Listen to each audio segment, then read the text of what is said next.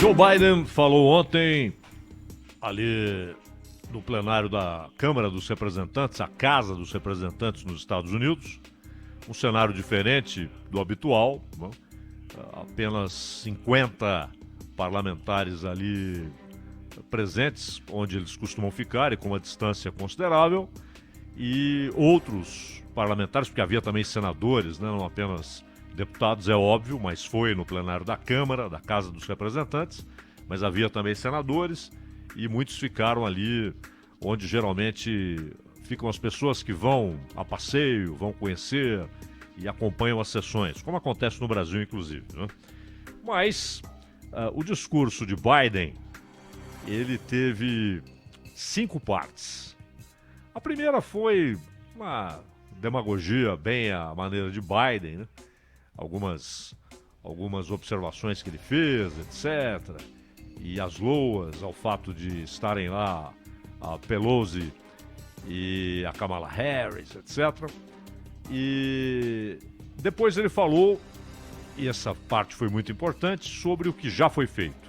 E aí, claro, entrou no assunto pandemia, entrou nos números da vacinação, aquela meta de 100 milhões e que depois foi dobrada, né? Chegaram a 200 milhões de doses em 100 dias.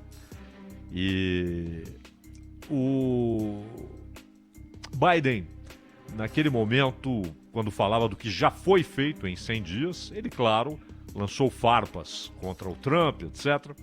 E disse que era a maior crise econômica desde a Grande Depressão. Mas também é verdade, o Biden sabe disso, mas não diria, né? Que antes da pandemia, o desemprego nos Estados Unidos estava em 3,5%, ou seja, pleno emprego. E havia, sim, um crescimento forte da economia americana. Aí veio a pandemia, varreu. Nós nos lembramos aqui que há um ano, aproximadamente, em abril de 2020, a multiplicação de pedidos de auxílio-desemprego, como eles chamam lá, o seguro-desemprego, como eles chamam lá, a multiplicação atingindo primeiro milhares, depois milhões. Mas a economia dos Estados Unidos, ela é peculiaríssima, exatamente por ser aberta e ter poucas regulamentações, muito mais do que havia há 80 anos, é óbvio. Porém, muito menos do que há na Europa ou no Brasil.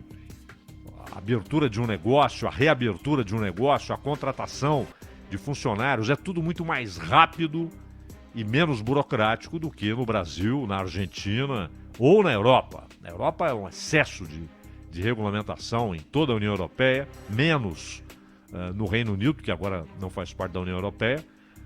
Excessiva regulamentação, por exemplo, na Alemanha, que é a mais forte economia europeia. Mas a crise de 2008, por exemplo, a recuperação europeia foi lentíssima, né? Com crescimento parco, ínfimo, insuficiente, 1% aqui, 1,5% ali. O Reino Unido, inclusive, atraía mais imigrantes porque conseguia crescer a 2,5%. E a recuperação dos Estados Unidos foi muito mais rápida, a recuperação econômica, exatamente por haver uma economia desregulamentada. Então estava claro que, havendo uma vacinação em massa, e houve nos Estados Unidos, tem ocorrido, apesar da resistência dos mais jovens, né? Cerca de 36% daqueles que ainda não chegaram aos 40 anos, eles não querem tomar a vacina. 36% é um número importante. Mesmo assim, é uma vacinação em massa e, claro, na medida em que as reaberturas vão ocorrendo, até com autonomia histórica, natural, jurídica, prevista na Constituição, base dos Estados Unidos, que há nos estados, então a resposta é muito rápida, realmente muito rápida. Então, mas é claro, o Biden tratou de associar o crescimento, primeiro trimestre, mais de 6% de crescimento, hein? Mais de 6%, 6,5% arredondando aqui, um crescimento forte. Mas vale notar que isso aconteceria de qualquer maneira. Não foi uma ação do governo dos Estados Unidos, até porque é uma economia muito dissociada do Estado.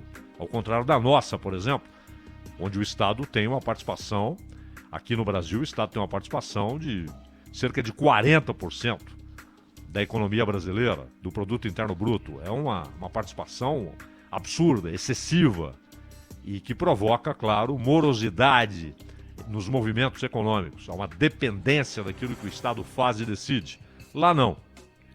Mas aí entra a terceira parte do pronunciamento, do discurso da União feito pelo Biden, que é a participação do Estado, aí sim, e das empresas, num gigantesco plano de reforma da infraestrutura. Isso inclui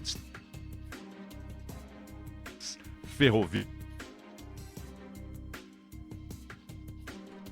E, claramente, não é à toa que no gabinete do Biden há uma imagem de Franklin Delano Roosevelt, que foi o sujeito que dividiu as águas no Partido Democrata, né?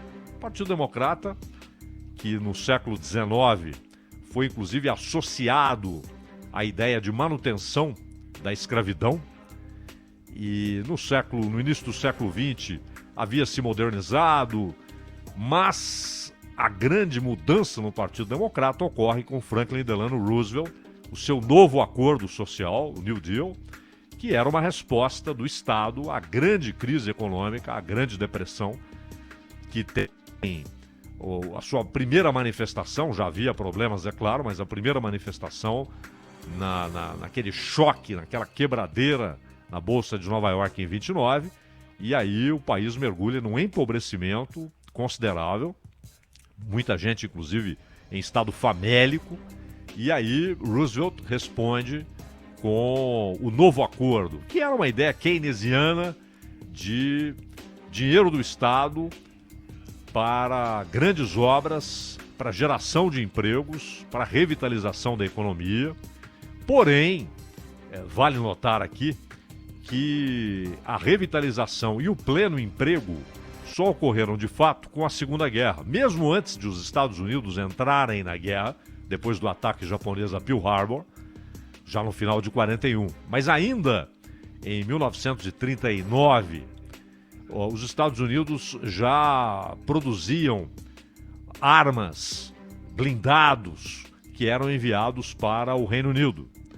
Então, aquilo já aqueceu a economia americana, produziu empregos, houve uma diminuição considerável no desemprego, mas, claro, o pleno emprego só chega com a entrada dos Estados Unidos na Segunda Guerra Mundial. E eles saem da Segunda Guerra Mundial como grandes credores do mundo, como a principal potência do mundo, e há uma mudança radical na força econômica dos Estados Unidos, que já era uma potência no início do século XX, mas que sai como potência inequívoca, inalcançável do ponto de vista econômico, depois da Segunda Guerra Mundial. Então, alguns fatores que não dependeram do Roosevelt foram decisivos, mas ele foi decisivo lá atrás, quando amenizou fortemente a crise com aquelas ideias keynesianas. O Japão faz isso quase todo ano. O Japão tenta revitalizar sua economia com o investimento do Estado em grandes obras, mas os resultados não são satisfatórios, não é? Inclusive, o governo japonês muitas vezes tenta convencer os japoneses a pouparem menos e consumirem mais, porque há uma cultura de poupança no Japão, muito diferente do que ocorre aqui. Mas porque aqui a população nem tem sobras para poupar, né? Mas no Japão há a cultura da poupança, e claro que o sofrimento de guerras, de flagelos, esse sofrimento acaba produzindo esse tipo de comportamento. E o Biden, ele que se mostra fã de Franklin Delano Roosevelt, que de fato é um presidente à parte, né? O único que teve 4 mandatos. Ele morreu no início do último mandato, do 4º mandato, mas que conseguiu ficar mais do que 2 mandatos, o único. Nenhum outro presidente ficou mais de 2 mandatos. Hoje isso nem pode ocorrer, há um impedimento legal. Na época não havia. E claro que a sua reação à crise econômica e à guerra levaram Roosevelt a uma popularidade extraordinária, a ponto dele conseguir uma eleição e 3 reeleições. O Biden falou então dessa ideia de um investimento pesado do Estado, mas também das corporações, para produzir emprego. Ele inclusive repetiu várias vezes a palavra emprego, emprego, emprego. É isso que precisamos, emprego, emprego. Mas já havia a expectativa de que, com a resposta à pandemia, a resposta sanitária, a economia americana naturalmente iria se revitalizar, porque ela sempre se revitaliza exatamente porque tem poucas regulamentações, poucos entraves burocráticos, pouca presença no Estado nas decisões de empreendimento e de investimento produtivo. O Biden, ele tratou então, porque aí ele fez uma série de promessas, não é? Algumas, por exemplo, como o pagamento de um adicional para pais, né, de bebês recém-nascidos. Ele disse, inclusive, que das nações desenvolvidas, só os Estados Unidos não têm esse tipo de cobertura para o pai, para que ele possa ficar em casa durante semanas e possa receber. Falou também de aumentar para 16 anos, hoje são 12, 16 anos, o período de gratuidade na escola. Ele disse que 12 anos não são mais suficientes, senão não há possibilidade de competição. Falou, e aí ele foi bonzinho com a China, né? Porque ele disse que Xi Jinping disse claramente para ele: democracias não funcionam, é tudo muito demorado, postergado, adiado, os embates são intermináveis, as coisas não andam, né? E aí ele chamou a China de autocracia. Foi bonzinho, né? A China é uma ditadura totalitária, muito mais que uma autocracia. Não é o Xi Jinping no poder, é o partido no poder e as forças armadas no poder. É uma ditadura totalitária. Autocracia é um elogio em relação à China. O Biden foi muito bonzinho nesse aspecto, quando chamou de autocracia. O que cabe, por exemplo, no caso do Putin, uma autocracia. Não cabe no caso da China de jeito nenhum. A China é uma ditadura totalitária. Mas aí ele disse que os Estados Unidos mostrarão que sim, a democracia funciona e ela não apenas não impede, como inclusive é capaz de permitir um ambiente muito mais favorável ao crescimento econômico. E disse que os Estados Unidos darão essa resposta ao mundo de que uma democracia pode sim, mesmo com debates, com oposição, com entraves, com debates longos, ela pode ter crescimentos vigorosos em sua economia e no bem-estar de seu povo. E falou também a respeito do salário mínimo. Essa é uma questão que já era discutida no ano passado, ainda no governo Trump, mas agora há defesa pública do Biden para que haja um salário mínimo de $15 a hora. E ele inclusive falou a respeito de pessoas que trabalham 40 horas semanais, né, e que têm um salário baixo. Falou também da questão dos impostos. E aí ele entra no penúltimo ponto, que é a questão de como pagar essa conta. Porque trilhões de dólares já foram liberados. Já foram liberados, sabemos disso. O pacote de ajuda, que inclui não apenas a ajuda direta às pessoas, o cheque nominal, toma para você, o Estado está dando, porque estamos numa crise imensa provocada pelo vírus. Também crédito para as empresas, dinheiro para que as empresas possam reabrir, possam empregar. Tudo isso, é claro, custa muito dinheiro. Muito dinheiro.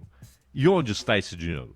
E mais, os acenos para que haja uma extensão do ensino público gratuito e, claro, uma ampliação e extensão e consolidação da saúde pública gratuita, que é um problema histórico nos Estados Unidos. Então, claro, há os planos estaduais, há os cartões federais que permitem atendimento, mas grande parte da população ou tem dinheiro para pagar ou fica ali na dependência de um serviço filantrópico para que possa ser atendido. Ir no médico e não ter um plano de saúde, um financiamento qualquer, é um negócio caríssimo, né? Muito, muito caro. É para alguns. Então, tudo isso custa muito dinheiro. E aí vem a penúltima parte. De onde tirar o dinheiro? Aí o Biden é uma discussão que acontece há muito tempo, mas ela se tornou inevitável, incontornável desde o governo de Ronald Reagan. Porque Reagan defendeu o seguinte: é preciso diminuir os impostos, porque isso vai gerar renda, vai gerar emprego, vai gerar crescimento econômico. E com crescimento econômico as pessoas terão dinheiro para pagarem suas contas, sem necessidade de um Estado paternalista. O excesso de impostos está sufocando a economia dos Estados Unidos. E o Reagan diminuiu impostos. E a discussão vem desde lá. Governos democratas aumentam os impostos, governos republicanos diminuem os impostos, mas Biden disse que pretende voltar aos níveis de Bush filho, 39% para grandes corporações, para empresas. E citou até o fato de que bilionários, relativamente, não em termos absolutos, mas relativamente, pagam menos imposto do que um trabalhador de classe média. Classe média que, segundo Biden, foi gerada pelos sindicatos, ou seja, os avanços, os ganhos, as conquistas dos trabalhadores produziram uma classe média que consome, que faz com que as empresas ganhem dinheiro, porque o mercado consumidor é muito maior.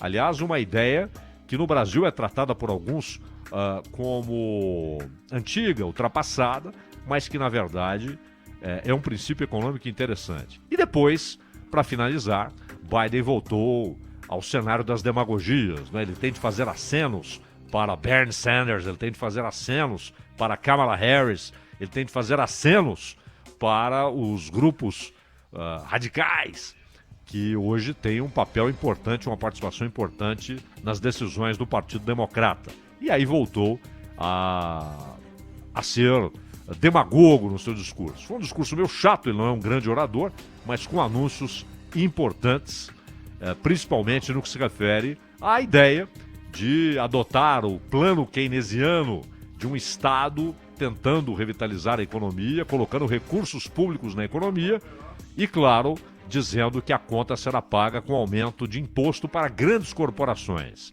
A questão é se será suficiente e se isso não afastará muita gente que pretende investir ou que investe nos Estados Unidos. E se o aumento da carga tributária não vai, ao fim, atingir também a classe média nos Estados Unidos.